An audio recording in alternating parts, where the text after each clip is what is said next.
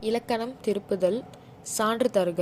தனி மொழி படித்தான் உருபும் பயனும் உடன்தொக்கத் தொகை தெற்பாகன் வினையெச்சத் தொடர் பாடி மகிழ்ந்தனர்.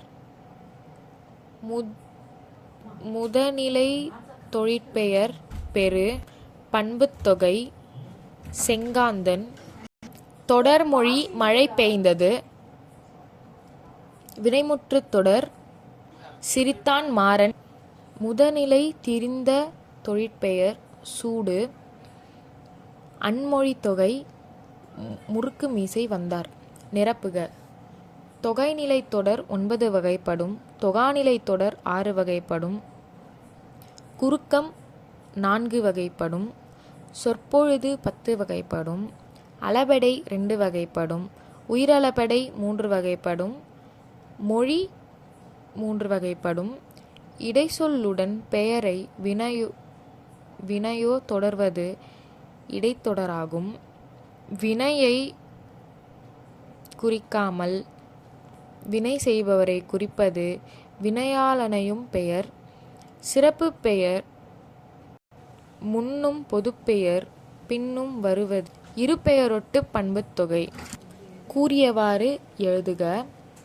ஓடுதல் தொழிற்பெயர் விகுதியை எழுதுக. அல். பள்ளிக்குச் சென்றான் வேற்றுமை தொகையாக்குக. பள்ளி சென்றாள். படித்தான் வினையாளனையும் பெயராக்குக. படித்தவன். வீசிய தென்றல் வினைத்தொகையாக்குக. வீசு தென்றல். கண்ணன் வந்தான் விழித்தொடராக்குக. கண்ணாவா. மலர் போன்ற பாதம் உவமைத் தொகையாக்குக. மலர்பாதம். நன்று விரிசொல்லாக்குக. நனி நன்று. இலக்கண குறிப்பு. காண்பதூவும் இன்னிசை அளபெடை. குகை புலி வேற்றுமைத் தொகை. நனி தின்றான் உரிச்சொல் தென்றல். வேங்கை பொதுமொழி. வருகை தொழிற்பெயர். கயல்விழி உவமைத் தொகை. அண்ணன் தம்பி உம்மைத் தொகை.